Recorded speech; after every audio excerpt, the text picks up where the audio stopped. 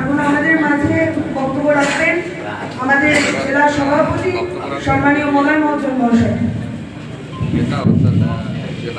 ভারত মাতা কি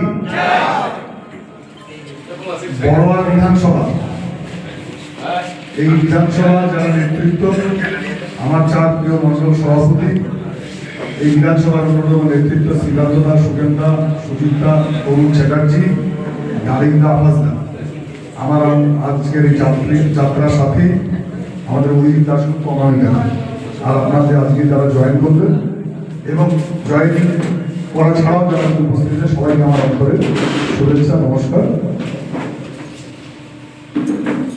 বড়োয়া বিধানসভার কথা আর বড়োয়া বিধানসভার কাহিনী,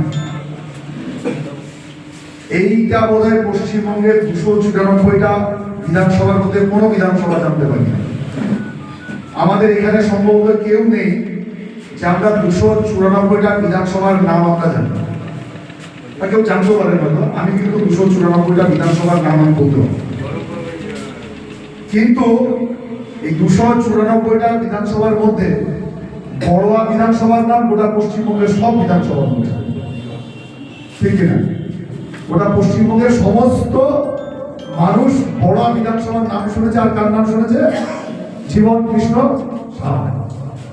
এই নাম দুটো কিন্তু শুনেছে, বড়োয়া আর জীবন কৃষ্ণ সাহা। আর দুটো জিনিস আমরা দেখেছি পশ্চিমবঙ্গে গত কয়েকদিন, সেটা হচ্ছে কি, জল সেচার জন্য মেশিন এসেছিল, টাকা কেনার জন্য মেশিন এসেছিল। জল সেচার জন্য মেশিন এসেছে আমরা দেখেছি বড়োয়াতে, এসেছিল। আর টাকা গোনার জন্য মেশিন এসেছিল কলকাতাতে, সেটাও বড়ার জীবন কৃষ্ণ সাহার নামে। জল সেচে কি বের করেছিল? মোবাইল। আর মেশিন দিয়ে টাকা গুনেছিল সিবিআই, এসবিআই ব্যাংক বা স্টাফদেরকে দিয়ে গুনেছিল।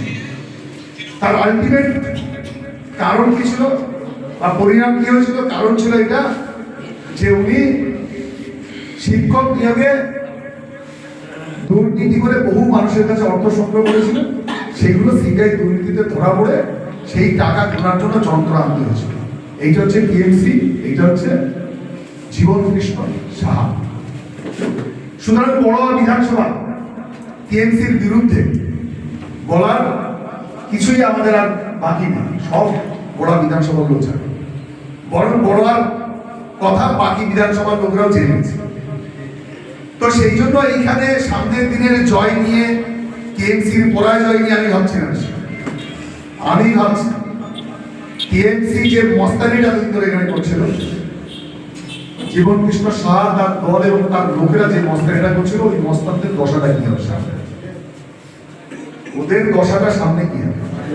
অনেক মস্তানি আমি নিজে দেখেছি, আমি এখানে নিজে দেখেছি। গত পঞ্চায়েত নির্বাচনে আমি এসেছিলাম, ডিসিআর কাটার দিন, প্রথম দিন আমি পঞ্চায়েতের ব্লকে ছিলাম। ব্লকে থাকা অবস্থাতে এখানকার এক কুখ্যাত কি বিখ্যাত লোক, সে দেখলাম ওইখানে এসে পুলিশটা দেখলাম তার সঙ্গে যুক্ত আছে। তো চেষ্টা করেছে ডিসিআর যাতে এখানে বিজেপি কাটতে না পারে। এবি ফর্ম সুজিত দাস সুকেন না, এই দুজন এবি ফর্ম দিতে রিফর্ম, সেখানে গিয়ে কি অবস্থা হয়েছে সেটা আমরা জানি। রিফর্ম কেড়ে নেওয়ার চেষ্টা হয়েছে, যাতে আমরা নমিনেশন দিয়েছি কিন্তু সিম্বল না হয়। বিভিন্ন রকম চেষ্টা সত্ত্বেও ভারতীয় জনতা পার্টি এখানে অনেক কটা পঞ্চায়েতের মেম্বার জিতেছে, প্রধান লাগিয়েছে। এবং তৃণমূলের এত প্রতিকূলতা সত্ত্বেও আজকে যারা যারা করেছিল তারা খুব ব্যর্থ।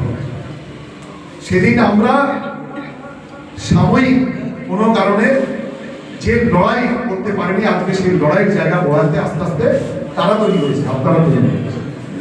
টিএমসির ওই চোরেদের জন্য, চিটিংবাজদের জন্য মানুষ তাদের কাছ থেকে সরে গেছে, ভারতীয় জনতা পার্টির পক্ষে এসছে। তারপরে ভারতীয় জনতা পার্টি আজকে ডাক বাংলাতে বলে দিয়েছে। ডাক বাংলাতে বিজেপির পতাকা এর আগে কোনদিন করেছে? কোনদিন ডাক বাংলাতে বিজেপির পতাকা কোনদিন আমি শুনেছি এর আগে উঠে। কেন উঠেছে? টিএমসির জন্যই উঠেছে। টিএমসির লোকরাই সুযোগ দিয়েছে। ওরা চুরি করছে, দুর্নীতি করছে, শয়তানি করছে, বদমাশি করছে, ডাকাতি করছে, চিটিংবাজি করছে। সেই জন্য মানুষ ওদের কাছ থেকে সরে গেছে। সেই জন্য মানুষ ওদের কাছ থেকে সরে গিয়ে আমাদের কাছে এসেছে। আমাদের কাছে এসে বলছে ডাক বাংলাতে মিটিং করুন, আমরা আছি। আমাদেরকে সাহস দিয়েছে, টিএমসির লোকেরা দিয়েছে। আবাসদা কি ছিল, ডালিমদা কি ছিল, আপনারা কি ছিলেন? আমরা কি গিয়ে গিয়ে বলেছিলাম আবাসদা আসুন আমাদের দলে, ডালিমদা আমাদের দলে আসুন, দীপনদা আমাদের দলে আসুন, কি বৈদ্যনাথ আমাদের দলে আসুন? আমরা গিয়ে গিয়ে বলেছিলাম? আমরা তো তাদের কাউকে চিনতাম না। তাদের রাস্তায় কোনো সময় পরিচয় হয়েছে, তার সাথে দেখা হয়েছে, তারা তাদের মতো করে তারা সিদ্ধান্ত নিয়েছে ভারতীয় জনতা পার্টিতে সাথে সামিল হতে হবে, তাহলে টিএমসি চোরেদের হাত থেকে রাজ্যকে বাঁচানো যাবে না। সেই জন্য বড়োয়া থেকে শুরু, বড়োয়ার ঢেউ, বড়োয়ার যে তরঙ্গ গোটা পশ্চিমবঙ্গে আছে।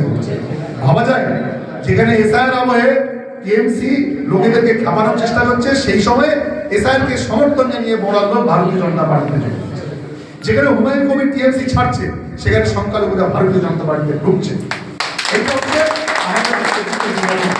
আমি আমার বক্তব্য শেষ করছি, পরবর্তীতে আবার দেখা হবে। আজকে আমার আরো বেশি কিছু কর্মসূচি আছে। জয় হিন্দ, বন্দে মাতরম, ভারত মাতা জয়।